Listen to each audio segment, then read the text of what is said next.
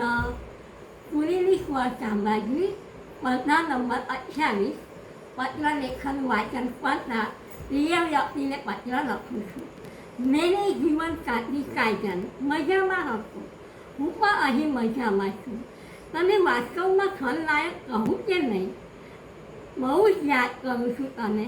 આટલું મોટું ઘર ખાલી ખાલી લાગતું હશે. હવે જુલાઈ પણ સહન નહીં થતી હોય, બરાબર ને? છેલ્લો દિવસ હતો ત્યારે ઘર કેરી બનાવીને ખાધી હતી.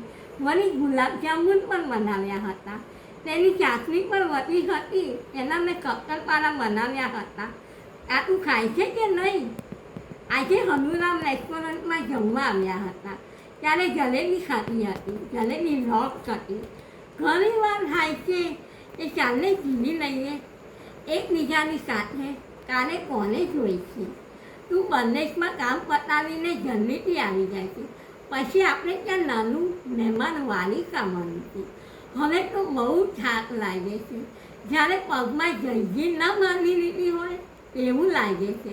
આ બંધન બહુ અઘરું લાગે છે. આંધી પવનના તૂટવાતા સાથે આજે વરસાદ પડ્યો હતો. ત્યારે ઠંડક લાગતી હતી, પણ હવે બાફ મારે છે.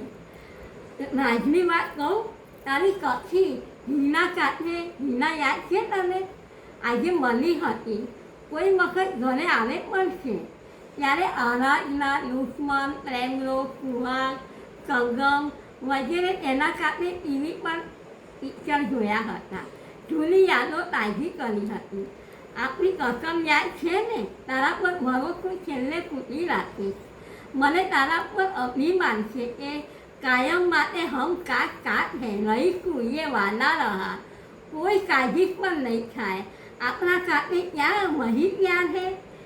તેવી વાતોને વાગોતા પત્ર પૂરો કરું છું. જો જીતા વહી સિકંદર, તે મનમાં રાખી કામમાં ધ્યાન આપશો.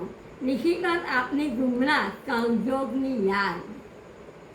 જય શ્રી કૃષ્ણ.